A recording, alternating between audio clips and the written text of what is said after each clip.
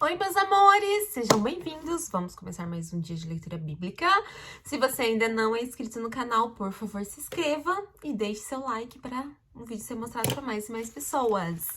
O intuito, mais uma vez eu digo, é incentivar a leitura bíblica. Por quê? Porque só isso daqui vai trazer paz para o nosso coração, entendimento e muitas coisas boas para nossa vida.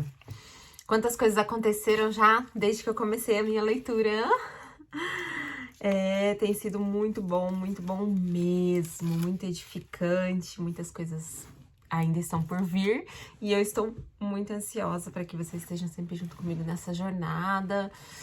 E a hora que eu terminar, não sei, talvez eu comece a ler uma Bíblia de estudo com vocês, ainda não sei, vamos ver o direcionamento de Deus para as nossas vidas, ok? Então vamos lá, vamos começar. Nós ainda estamos em Mateus, mas hoje nós vamos terminar Mateus, Então vamos lá, o julgamento das nações. Nós estamos no capítulo 25, no versículo 31.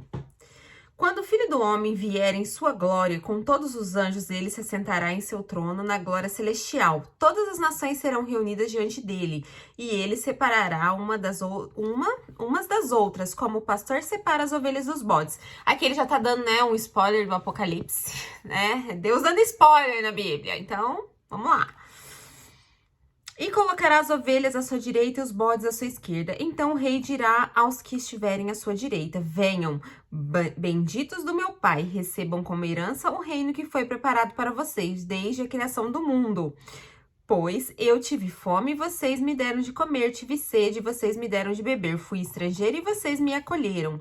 Necessitei de roupas e vocês me vestiram, estive enfermo e vocês cuidaram de mim, estive preso e vocês me visitaram.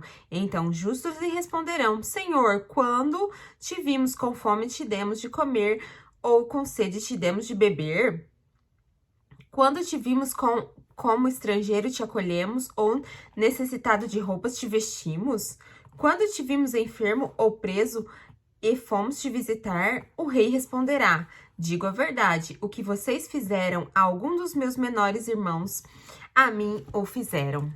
Né? Isso daqui, o que é, gente? Pratiquem o bem. Olha só, tá aqui na Bíblia para vocês praticarem o bem, porque se vocês estão fazendo bem para alguém, vocês estão fazendo para Deus, né? É mais uma das coisas que a gente pode aprender, muito simples, tá muito claro aqui, né?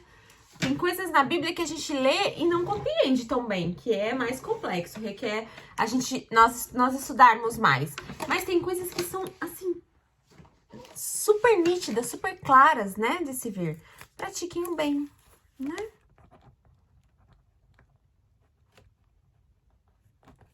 Então, vamos lá. Então, ele dirá aos que estiverem à sua esquerda. Vamos lá. Então, só para constar, capítulo 25, versículo 40. Pratiquem o bem. Então, ele dirá aos que estiverem à sua esquerda: malditos, apartem-se de mim para o fogo eterno, preparado para o diabo e seus anjos. Aqui também, gente, nossa, já pensou? Deu até arrepio, né? Você chega lá no dia do juízo final e escutar isso. Mas aqui também deixa claro que as pessoas acham, algumas pessoas têm em mente que o inferno, quem vai reinar lá no inferno, quem é o todo-poderoso do inferno, é o diabo. E não, o diabo vai estar assando, queimando lá junto. Não que ele é o rei do inferno, tá? Aqui fica bem claro isso: apartem-se de mim para o fogo eterno, preparado para o diabo e seus anjos. Ok? Então, ninguém vai estar lá de rei no inferno, não, tá? O diabo não é o dono do inferno. Então, se alguém acha que vai se encontrar com ele lá, que vão ser best friends lá, amigos do rei do inferno, sinto muito em decepcionar, tá? Quem quiser se encontrar com ele lá, ele vai estar lá de coadjuvante mesmo, junto com todo mundo que não praticou bem aqui, certo? O inferno não é o reino do diabo.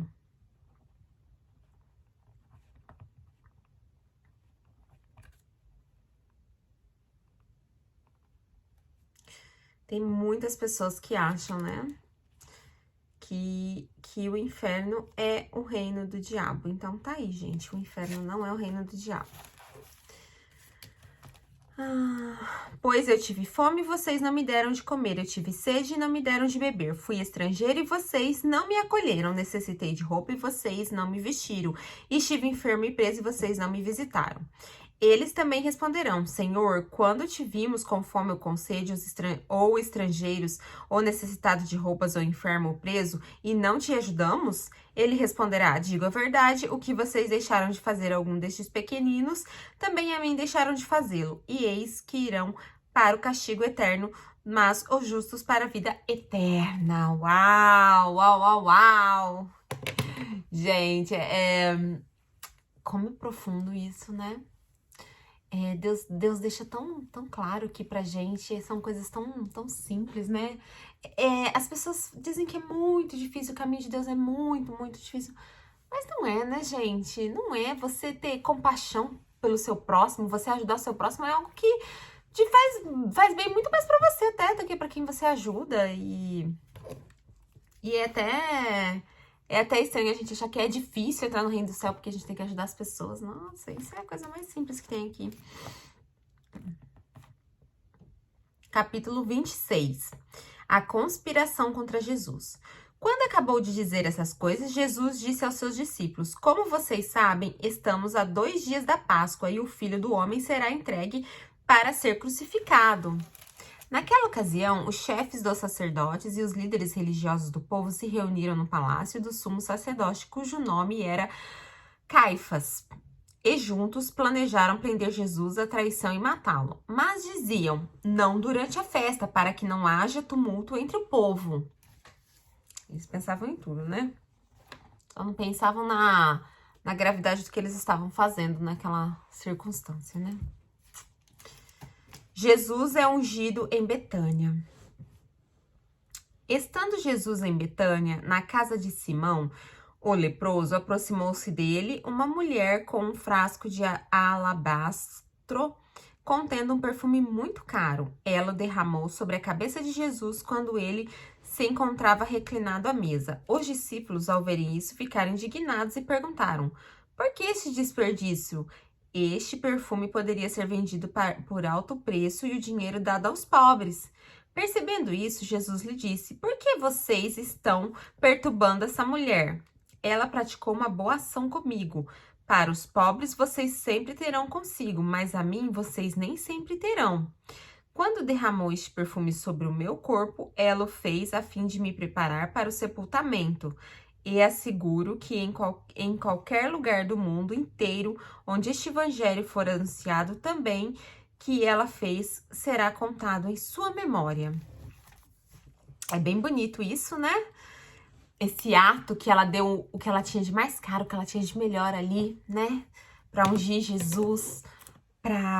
Foi um ato de doação, de entrega para Jesus, né? Os discípulos não entenderam o porquê daquilo, por falta de pensar, por falta de sabedoria ali naquele momento, que ela estava entregando o melhor para Jesus e que Jesus estava recebendo aquilo, e realmente ela é lembrada até hoje, né? Por esse ato de ungir Jesus com o perfume mais caro que ela tinha ali e que representa muitas vezes para nós, né? A entregar o que nós temos de melhor para Deus, né? Sempre entregar o que nós temos de melhor para Deus e como recompensa a gente sempre tem o melhor de Deus na nossa vida. Quando a gente se entrega de verdade, quando a gente entrega o nosso melhor, Deus não fica com nada que é nosso. Se você está dando o seu melhor para Deus, você acha mesmo que Deus não vai te recompensar com o melhor dele? Eu tenho certeza que sim. E eu não tô falando de dinheiro, de perfume, porque as coisas aqui na Bíblia são muito mais simbólicas, né? Existe muito mais... É falado por parábolas, existe um simbologismo muito maior do que o real mesmo, né? Porque era um perfume caro, mas era só um perfume. Para Jesus, aquilo realmente não deveria fazer tanta diferença. Mas o ato da mulher ungí-lo é que fez toda a diferença, né? A conspiração. Então, um dos 12, chamado Judas Iscariotes, dirigiu-se aos chefes dos sacerdotes e lhes perguntou: o que me darão se eu entregar a vocês? E fixaram-lhe o preço, 30 moedas de prata. Desse momento em diante, Judas passou a procurar uma oportunidade para entregá-lo. que, mais uma vez, o que interessa é o valor do que Judas iria receber? Claro que não, né? Óbvio que não. Que chega a ser até ridículo, né? Vender Deus por 30 moedas de prata, né? E Judas sabia o que ele estava fazendo, porque ele sabia quem era Jesus, né? Por mais que ele fosse ignorante ou qualquer coisa assim, ele sabia exatamente o que ele estava fazendo. Ele estava vendendo Deus ali, né? O Filho de Deus por 30 moedas de prata. E o ato em si é o que conta, né? A traição, você ter sido preparado para ser uma coisa e depois você fazer outra coisa. E se Judas não tivesse traído Jesus? E se Jesus não seria crucificado? Seria, de qualquer maneira, Deus encontraria uma forma de que se cumprisse a profecia. A profecia iria se cumprir de qualquer maneira, mas não precisaria Judas ter deixado se usar para que essa profecia do mal fosse cumprida, para essa profecia fosse cumprida através dele, fazendo mal para Deus, né? Fazendo essa traição, cometendo essa traição em troca de tão pouco. E o preço disso depois para a vida dele, por um ato, foi assim, infelizmente, um preço muito caro que ele pagou com a própria vida. E o que ele ganhou com isso? Ele não ganhou nada, porque 30 moedas não é nada perto do preço que ele pagou, né? Foi a conspiração, talvez, a pior coisa que ele tenha feito, né? Foi não, né? Tenho certeza que foi a pior coisa que ele fez na vida dele, né? Que ele acabou condenando. A ceia do Senhor.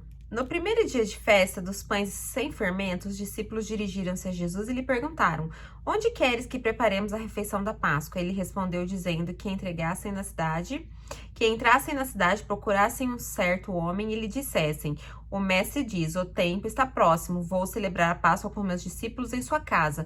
Os discípulos fizeram como Jesus havia instruído e prepararam a Páscoa. Ao anoitecer, Jesus estava reclinado à mesa com os 12, e enquanto estava comendo, ele disse: digo que certamente um de vocês me trairá. Por que será que Jesus disse isso, né? Aqui também faz a gente refletir que nada fica no obscuro, né? Nada fica no secreto. Se você parar pra pensar na sua vida, eu aprendi assim, é mais fácil falar a verdade. Vamos falar logo a verdade, custe que custar, doa quem doer, traga as consequências. Vamos falar a verdade, porque a mentira uma hora vai por água abaixo, e quanto maior a mentira, maior a consequência. Então, ele mostrou aqui que nada fica no secreto, que ele sabia exatamente o que ia acontecer. Ele sabia exatamente quem era o traidor, ele sabia exatamente de tudo. Que ali a pessoa, se Judas estava se achando esperto, né, que ele não se achasse, porque Jesus já sabia tudo que vinha pela frente ali, que esperava ele. Eles ficaram muito tristes e começaram a dizer-lhe, um após o outro: com certeza não sou eu, Senhor, afirmou Jesus. Aquele que comeu comigo do mesmo prato há de me trair. Filho do homem vai como está escrito a seu respeito. Mas, ai daquele que trai o filho do homem, melhor lhe seria não ter havido nascido. Eu fico imaginando a cara de Judas nesse momento, né? Melhor seria não ter havido nascido, né? Eu fico imaginando, deve ter tremido de cima até embaixo. Com certeza. Então Judas, que haveria de traí-lo, disse: com certeza não sou eu, mestre. Além de tudo, ele né? A Globo tava perdendo um ator nessa época, né? E Jesus afirmou: sim, é você. Jesus não afirmou, Jesus desmascarou, né? Enquanto comiam, Jesus tomou o pão, deu graças, partiu e deu aos seus discípulos, dizendo: tomem, comam, isso é o meu corpo. Em seguida tomou o cálice, deu graças e ofereceu aos seus discípulos, dizendo: bebam dele todos vocês, isso é o meu sangue da aliança que é derramado em favor de muitos, para perdão dos pecados. Eu digo que de agora em diante não beberei deste fruto da videira até aquele dia em que beberei o vinho novo com vocês no reino do meu Pai. Depois de terem cantado um hino, saíram para o Monte das Oliveiras. Jesus prediz que Pedro negará. Então Jesus lhe disse: ainda que esta noite todos vocês me abandonarão, pois está escrito: ferirei o pastor e as ovelhas do rebanho serão dispersas. mas depois de ressuscitar irei diante de vocês para a Galileia. Pedro respondeu, ainda que todos te abandonem, eu nunca te abandonarei. Respondeu Jesus, asseguro que ainda esta noite, antes que o galo cante, 3 vezes você me negará. Mas Pedro declarou, mas que seja preciso que eu morra contigo, nunca te negarei. E todos os outros discípulos disseram o mesmo. Jesus no Getsemane. Então Jesus foi com seus discípulos para um lugar chamado Getsemane e lhe disse, sentem-se aqui enquanto vou ali orar. Levando consigo Pedro e os 2 filhos de Zebedeu, começou a entristecer-se e angustiar-se. Disse-lhes então, a minha alma está profundamente triste, uma tristeza mortal. Fiquem aqui e vigiem comigo. Indo um pouco mais adiante, prostrou-se com o rosto em terra e orou. Meu pai, se for possível, afasta de mim este cálice, contudo, não seja como eu quero, mas sim como tu queres. A parte de Jesus, né? A parte mortal de Jesus, né? Estava aflita, né? Até estava sentindo todo o peso daquilo que ele ia passar, né? Depois voltou aos seus discípulos e os encontrou dormindo. Vocês não puderam vigiar comigo nem uma hora? Perguntou ele a Pedro. Vigiem e orem para que não caiam em tentação. O espírito está pronto, mas a carne é fraca. Isso daqui também é bem forte, né? O espírito está pronto, mas a carne é fraca. E é aquela frase que eu já falei, a carne é fraca, mas o pecado não é vitamina, ok? Então controlem esta carne, por favor. Que o pecado não é vitamina. E retirou-se outra vez para orar. Meu pai, se não for possível afastar de mim este cálice, sem que eu o beba, faça-se a tua vontade. Quando voltou de novo, os encontrou dormindo, porque os seus olhos estavam pesados. Então, os deixou novamente e orou pela 3ª vez, dizendo as mesmas palavras. Depois, voltou aos discípulos e lhes disse, vocês ainda dormem e descansam? Chegou a hora, eis que o Filho do Homem está sendo entregue nas mãos dos pecadores. Levantem-se e vamos, aí vem aquele que me trai. Jesus é preso.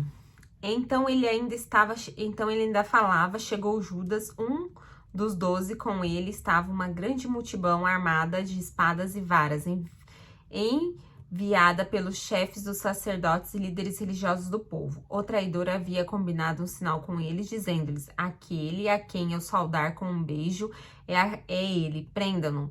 Dirigindo-se imediatamente a Jesus, Judas disse, salve, mestre, e o beijou. Jesus perguntou, amigo, o que traz? Então os homens se aproximaram, agarraram Jesus e o prenderam. Um dos que estavam com Jesus, estendendo a mão, puxou a espada e feriu o servo do sumo sacerdote, decepando a orelha. Disse-lhe Jesus, guarde a espada, pois todos os que empunham a espada pela espada morrerão. Você acha que não posso pedir a meu pai e ele me colocaria imediatamente à minha disposição mais de 12 legiões de anjos? Como então se cumpririam as escrituras que dizem que as coisas deveriam acontecer desta forma? Naquela hora, Jesus disse à multidão, estou eu chefiando alguma rebelião para que vocês venham prender-me com espadas e varas? Todos os dias eu estive ensinando no templo e vocês não me prenderam? Mas tudo isso aconteceu para que se cumprisse as escrituras dos profetas. Então todos os discípulos o abandonaram e fugiram. Jesus diante do Sinédrio. Os que prenderam Jesus o levaram a Caifás, o sumo sacerdote em cuja a casa se havia reunido os mestres da lei e os líderes religiosos, e Pedro o seguiu de longe até o pátio do sumo sacerdote. Encontrou e sentou-se com os guardas para ver o que acontecia. Os chefes do sumo sacerdote e todo o sinédrio estavam procurando um depoimento falso contra Jesus, para que pudessem condená-lo à morte, mas nada encontraram, embora se apresentassem muitas falsas testemunhas. Finalmente se apresentaram 2 que declararam, este homem disse, sou capaz de destruir o santuário de Deus e reconstruí-lo em 3 dias. Então o sumo sacerdote levantou-se e disse a Jesus, você não vai responder à acusação que estes fazem? Mas Jesus permaneceu em silêncio. O sumo sacerdote lhe disse, exijo que você jure pelo Deus vivo, se você é o Cristo, o Filho de Deus, diga-nos. Tu mesmo o disseste, respondeu Jesus, mas eu digo a todos vós, chegará o dia em que vereis o Filho do Homem assentado à direita do Poderoso e vindo sobre nuvens do céu. Foi quando o sumo sacerdote rasgou as próprias vestes e disse, blasfemou, porque precisamos de mais testemunhas? Vocês acabaram de ouvir a blasfêmia, o que acham? E o ré é réu de morte? Respondam eles. Em alguns lhe cuspiram o rosto e lhe deram murros. Outros lhe davam tapas e diziam, profetize-nos, Cristo, quem foi que bateu em você? Pedro nega Jesus. Pedro estava sentado no pátio e uma criada, aproximando-se dele, disse, você também estava com Jesus, o Galileu? Mas ele o negou diante de todos, dizendo, não sei do que você está falando.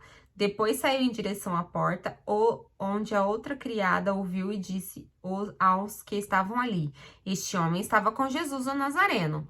E ele, jurando, negou outra vez, não conheço esse homem.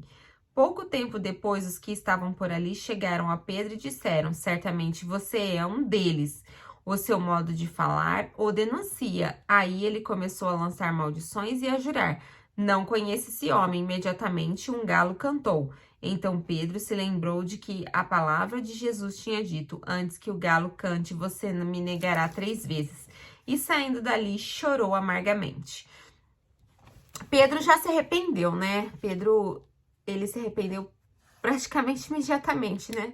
Depois de ter negado a Jesus, ele se arrependeu praticamente imediatamente o que ele havia feito. O suicídio de Judas.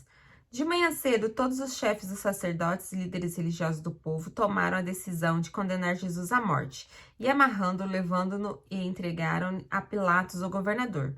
Quando Judas, que havia traído, viu que Jesus fora condenado, foi tomado de remorso e devolveu aos chefes dos sacerdotes e líderes religiosos as 30 moedas de prata e disse, pequei, pois traí sangue inocente. E eles retrucaram, que nos importa? A responsabilidade é sua. Uau! Ele foi, devolver e a responsabilidade é sua, ou seja, fez, tá feito. Pensa antes de fazer, né? Então Judas jogou o dinheiro dentro do templo e saindo foi e enforcou-se. Os chefes dos sacerdotes ajuntaram as moedas e disseram, é contra a lei colocar este dinheiro no tesouro, visto que é preço de sangue. Então decidiram usar aquele dinheiro para comprar o campo do olheiro para o cemitério de estrangeiros. Por isso, ele se chama Campo de Sangue até o dia de hoje. Então se cumpriu o que fora dito pelo profeta Jeremias. Tomaram as 30 moedas de prata, preço em que foi avaliado o povo de Israel, e usaram para comprar o campo do olheiro, como o Senhor me havia ordenado. Uau, é mais uma profecia se cumprindo aí. Jesus diante de Pilatos. Jesus foi posto diante do governador e este lhe perguntou, você é o rei dos judeus? Respondeu-lhe Jesus, tu o que dizes? Acusado pelos chefes dos sacerdotes e pelos líderes religiosos, ele nada respondeu. Então Pilatos lhe perguntou, você não ouve a acusação que estão fazendo contra você?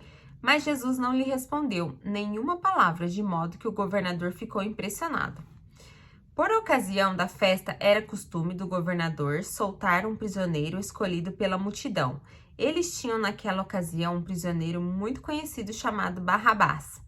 Pilatos perguntou à multidão que ali estava, que havia se reunido, qual vocês querem que eu solte, Barrabás ou Jesus, chamado Cristo? Porque sabia que haviam entregado por inveja. Então Pilatos, sentado no tribunal, sua mulher lhe enviou esta mensagem, não se envolva com este inocente, porque hoje em sonho sofri muito por causa dele. Mas os chefes dos sacerdotes e os líderes religiosos convenceram a multidão a que pedisse Barrabás e mandasse executar Jesus. Então perguntou o governador, qual dos dois vocês querem que eu solte? Responderam eles, Barrabás. Perguntou Pilatos, que farei então com Jesus, chamado Cristo? Todos responderam, crucifica-o. Por quê? Que crime ele cometeu? Perguntou Pilatos. Mas eles gritavam ainda mais, crucifique-o. Quando Pilatos percebeu que não estava obtendo nenhum resultado, mas ao contrário, estava se iniciando um tumulto, mandou trazer água. Pilatos tirou o corpo fora da jogada, né? Vocês querem pagar o preço, vocês que se virem, né? Lavou as mãos diante da multidão e disse: estou inocente do sangue deste homem, é responsabilidade de vocês. Todo o povo respondeu: que o sangue dele caia sobre nós e sobre os nossos filhos. Que isso, né? Ai, que coisa horrível. Não, depois foi pago tantos preços em cima disso, né? Que coisa horrível. Como foi, esse povo foi problemático desde o começo da Bíblia. Deus é muito bom, gente. Deus é muito amoroso. Deus é demais. Deus é bom demais, gente. Esse povo deu dor de cabeça desde o começo da Bíblia. Eu, particularmente, não consigo entender, assim, aliás, consigo entender, consigo ver o tanto que Deus é um Deus de amor, porque não tem outra explicação. É um amor incondicional, é um amor constrangedor diante de tantas coisas que foram feitas, e depois disso que foi falado aqui, é muito amor de Deus sobre as nossas vidas, sobre a vida de todo mundo.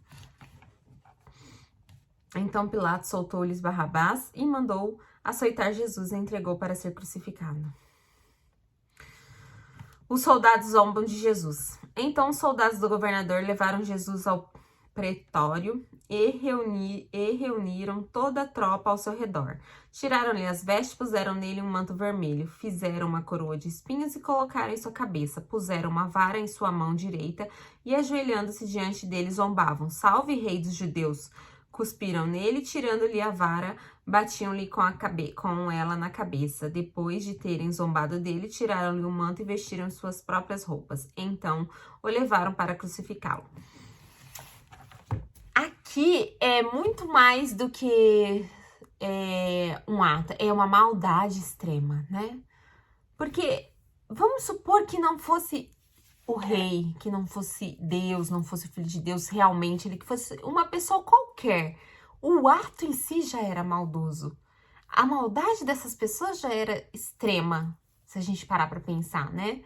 O negócio tomou uma proporção muito mais, assim, gigantesca por ser Jesus, por ser o Filho de Deus. Mas se não fosse, já era um ato, assim, de repúdio, triste de se ver, triste de se ler.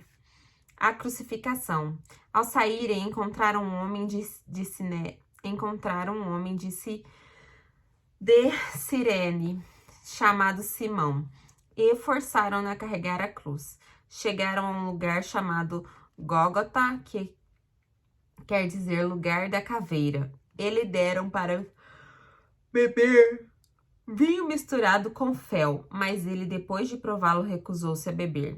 Depois de crucificarem, dividiram as roupas dele, tirando sortes, e, sentando-se, vigiaram-no ali. Por cima de sua cabeça, colocaram por escrito a acusação feita contra ele: este é Jesus, o rei dos judeus. É uma acusação, na verdade, né? E eles escreveram como acusação, mas na verdade estavam escrevendo uma verdade, né? 2 ladrões foram crucificados com ele, um à sua direita e outro à sua esquerda.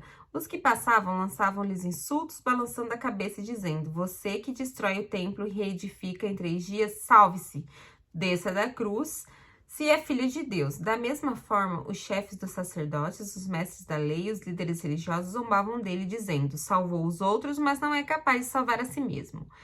É o rei de Israel, desça agora da cruz, creremos nele. Ele confiou em Deus, que Deus o salve agora, e se ele tem compaixão, pois disse: sou o filho de Deus. Igualmente, o insultavam os ladrões que haviam sido crucificados com ele. Aqui, né, gente, Jesus poderia ter descido, botado fogo naquele povo lá, né? Se fez chover fogo do céu no Velho Testamento, imagina aqui, era para fazer chover fogo, água do céu, terra, fazer tipo assim, né? O que ele quisesse realmente na cabeça desse povo que tava zombando dele. Mas e se ele faz isso? Se ele pega para si as críticas? Se Jesus aceita as provocações, o que aconteceria? O que vocês acham que aconteceria se Jesus aceitasse as provocações? Simples, né, gente? Se Jesus aceita as provocações, ia estar escrito aqui. E Jesus, talvez nem teria tido validade, né? O Novo Testamento. E fez chover fogo do céu, queimou todo mundo e acabou ali, e não morreu. E aí? E aí? Teria morrido mais velho? Como é que teria sido a história? Porque diante de... O que faz de Jesus, Jesus, né? Ele simplesmente ressuscitou dos mortos. Ele foi crucificado, ele morreu, ele fez milagres na terra, ele ressuscitou, ele fez a obra completa para comprovar tudo que estava escrito lá no Velho Testamento. Porque se ele faz um dos milagres que já tinha acontecido no Velho Testamento, vários milagres que aconteceram, se ele faz qualquer uma daquelas coisas que ele tinha o poder de fazer ali, não se cumpririam as profecias, não se cumpriria o que tinha que se cumprir. Então, Jesus sabia que ele não poderia fazer o quê? Ceder às provocações. E isso acontece com a gente diante de tantas provocações que nós recebemos o tempo inteiro, de várias pessoas. E quanto menos nós cedermos, mais fácil nós vamos alcançar nossos objetivos. Quanto mais nós cedermos a provocações, isso só vai atrasar o nosso objetivo. Porque se Jesus cede ali, queima todo mundo, mata todo mundo, talvez um pouco mais na frente ele teria que ser crucificado novamente, teria que acontecer tudo de novo para que se cumprisse a profecia. Então ele só ia atrasar aquilo que teria que acontecer. Entende? Então a gente às vezes não pode ceder. Por mais que nós queiramos ceder, não podemos ceder às provocações. A morte de Jesus. E houve trevas sobre toda a terra do meio-dia às 3 da tarde. 3 horas de trevas. Eu já ia achar que era o fim do mundo, gente. Eu fico pensando, será que o povo se tocou depois que eles crucificaram, que caiu essa treva sobre a terra? Será que esse povo não tremeu nas bases? Ah, deve ter tremido. Esse povo deve ter falado, minha nossa, o que fizemos nós? Esse povo deve ter morrido de medo. Até as 3 da tarde. Por volta das 3 horas da tarde, Jesus bradou em alta voz: Eloi, Eloi, lama sabachthani, que significa: meu Deus, por que me abandonaste? Quando alguns dos que estavam ali ouviram isso, disseram: ele está chamando Elias. Imediatamente um deles correu em busca de uma esponja, embebeu em vinagre, colocou-a na ponta de uma vara e deu a Jesus para beber. Mas os outros disseram: deixe-no, vejamos se Elias vem salvá-lo. Depois de ter bradado novamente em alta voz, Jesus entregou o Espírito. Naquele momento, o véu do santuário rasgou-se em 2 partes de alto a baixo. A terra tremeu e as rochas se partiram. Os sepulcros se abriram e os corpos de muitos santos que tinham morrido foram ressuscitados. E saindo dos sepulcros depois da ressurreição de Jesus, entraram na cidade santa e apareceram a muitos. Quando o centurião e os que com ele vigiavam viram Jesus, viram o terremoto e tudo o que havia acontecido, ficaram aterrorizados e exclamavam: verdadeiramente este é o Filho de Deus. Muitas mulheres estavam ali observando de longe. Elas haviam seguido Jesus desde a Galileia para o servir. Entre todas elas estava Maria Madalena, Maria, mãe de Tiago e de José, e a mãe dos filhos de Zebedeu. Gente, imagina, tô até arrepiada. Imagina como que foi essa cena e o quão importante foi para quem não entende, o véu ter se rasgado significa que agora a gente tem uma conexão direta com Deus, que a gente não precisa de um sacerdote para chegar até Deus. Foi isso que Jesus fez ali por nós naquela cruz. Foi a principal coisa que Jesus fez. Foi quebrar aquele protocolo, foi mudar a maneira que Deus se relacionava com a gente.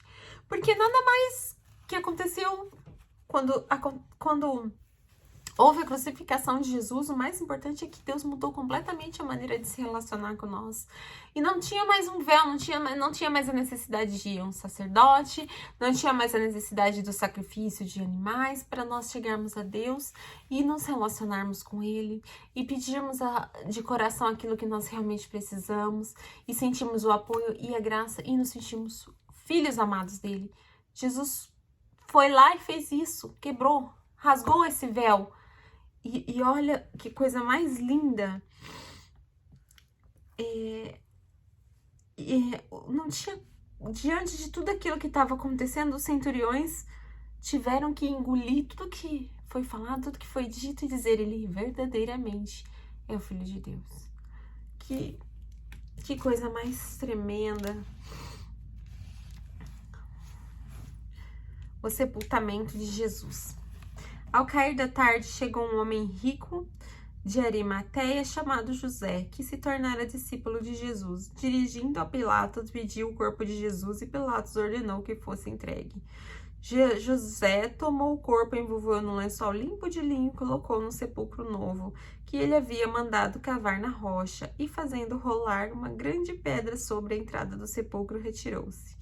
Maria Madalena e a outra Maria estavam assentadas ali em frente do sepulcro.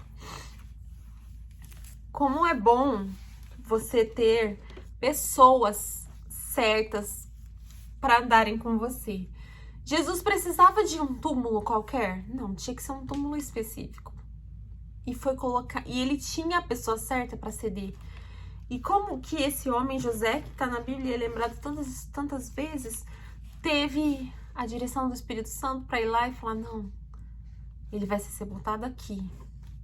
E naquela época, ter esse tipo de túmulo era algo para quem tinha muito dinheiro. Então não poderia ser qualquer pessoa para doar um túmulo para Jesus. Tinha que ser alguém influente. E para ter ideia, o tanto que esse homem era influente na época, porque ele chegou para Pilatos e pediu o corpo de Jesus. Ele não foi para qualquer pessoa. Ele chegou em Pilatos e pediu o corpo de Jesus. Então quer dizer que José, embora não tenha uma descrição detalhada, era um homem rico e era um homem muito influente. E era um discípulo de Jesus. A guarda do sepulcro. No dia seguinte, isto é, no sábado, os chefes dos sacerdotes e os fariseus dirigiram-se a Pilatos e disseram: Senhor, lembra-nos que enquanto ainda estava vivo, aquele impostor disse: depois de 3 dias ressuscitarei. Ordena, pois, que o sepulcro dele seja guardado até o 3º dia, para que não venha seus discípulos roubando o corpo, digam ao povo que ele ressuscitou entre os mortos. Este último engano será pior do que o primeiro. Eles sabiam que isso ia gerar muita coisa, né? Se acontecesse. Se acontecesse, ia ser tipo assim, o cumprimento total da promessa. Então, eles sabiam que eles tinham que se cuidar enquanto isso. E foi ótimo, porque ter os guardas ali só tornou mais real ainda tudo o que aconteceu.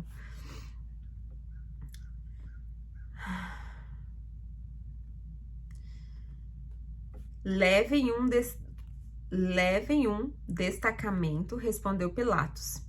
Podem ir, mantenham um sepulcro em segurança, como acharem melhor. Eles foram e armaram um esquema de segurança no sepulcro. E além de deixarem um destacamento montado guarda, lacraram a pedra. Quer dizer, eles realmente estavam empenhados em que não acontecesse o que eles achavam que poderia mudar todo o rumo da história. Eles não, vamos colocar guarda, vamos lacrar. Não basta só, já vamos lacrar essa pedra, né? A ressurreição, capítulo 28. Depois do sábado, tendo começado o 1º dia da semana, Maria Madalena e a outra Maria foram ver o sepulcro. E eis que sobreveio um grande terremoto, pois um anjo do Senhor desceu do céu e, chegando ao sepulcro, rolou a pedra da entrada e assentou-se sobre ela. Olha só, gente. Por que também que eu acredito que tinha que ser 2 mulheres? Para não dizer nem que foi na força do braço que moveram aquela pedra, porque 2 mulheres nunca iam conseguir fazer isso, né? Sua aparência era como um relâmpago e suas vestes eram brancas como neve. Os guardas tremeram de medo e ficaram como mortos. O anjo disse às mulheres: não tenham medo, sei que vocês estão procurando Jesus que foi crucificado. E ele não está aqui, ressuscitou como tinha dito. Venham ver o lugar onde ele jazia. Vão depressa e digam aos discípulos dele que ele ressuscitou entre os mortos e está indo diante de vocês para Galileia. Lá vocês o verão. Notem que eu já os avisei. As mulheres saíram depressa do sepulcro, amedrontadas e cheias de alegria, e foram correndo anunciar aos discípulos de Jesus. De repente, Jesus os encontrou e disse: Salve! Elas se aproximaram dele, abraçaram-lhe os pés e os adoraram. Então Jesus lhe disse: Não tenham medo. Vão dizer aos meus irmãos que se dirijam para Galileia. Lá eles me verão. O relato dos guardas. Enquanto as mulheres estavam a caminho, alguns dos guardas dirigiram-se à cidade e contaram aos chefes dos sacerdotes tudo o que havia acontecido. Quando os chefes dos sacerdotes se reuniram com os líderes religiosos, elaboraram um plano. Deram aos soldados grande soma de dinheiro, dizendo-lhes: vocês devem declarar o seguinte: os discípulos dele vieram durante a noite e furtaram o corpo, enquanto estávamos dormindo. Se isso chegar aos ouvidos do governador, nós lhe daremos explicações e livraremos vocês de qualquer problema. Assim, os soldados receberam o dinheiro e fizeram como tinham sido instruídos. E esta versão se divulgou entre os judeus até o dia de hoje. Uau! A grande comissão. Os 11 discípulos foram para Galileia, para o monte que Jesus lhe indicara. Quando viram, o adoraram, mas alguns duvidaram. Então Jesus aproximou-se dele e disse: Foi-me dada toda a autoridade no céu e na terra. Portanto, vão e façam discípulos de todas as nações. Batizem-nos em nome do Pai, do Filho e do Espírito Santo. Ensina-os a obedecer a tudo que eu ordenei a vocês. E eu estarei sempre com vocês até o fim dos tempos. Gente, é engraçado dizer que o corpo foi roubado, tal. Mas acredita quem que é mesmo, né? Diante de tantas evidências de que foi verdade, né? A ressurreição, tudo. E acredita no... Tá, foi roubado o corpo, mas e aí? Jesus ficou lá entre eles ainda. Jesus se mostrou. Jesus não ressuscitou e sumiu, evaporou, né? Porque aí poderia colar a história. Mas não, Jesus estava ali. Como é que uma pessoa que estava na cruz, crucificado, morreu... aparece depois, não importa se o túmulo foi aberto, fechado, se explodiu, o que aconteceu, né? Mesmo se eles acreditassem, não, mas foi roubado, tá? Roubaram o corpo, mas e como que ele tá andando ali? Como é que tá? Como é que é isso, né? Então, assim, a gente acredita naquilo que a gente quer acreditar, né? Se você quer acreditar no A, você acredita no A. Se você acredita no B, você acredita no B. Mas... diante de tantas evidências, é até engraçado dizer que eles acreditavam nisso, né? Gente, terminando Mateus, vamos começar Marcos. Marcos é um relato também, né, da vida de Jesus, do que aconteceu, com uma maneira um pouco diferente. Então, no próximo vídeo, a gente vai ver aí como é que Marcos relatou as obras e as coisas de Jesus, ok? Beijos, fiquem com Deus.